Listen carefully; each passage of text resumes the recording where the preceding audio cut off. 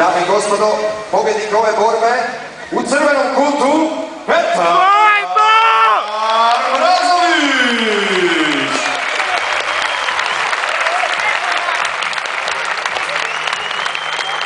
Pozdravi trenera! Pero trenera pozdravi! Nije znao učiniti.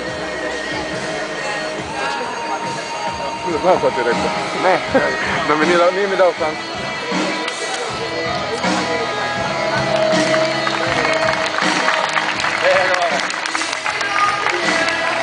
Di ti je mobitel? Daj nekom da nas slika zajedno našu ringu, Daj ovo, daj...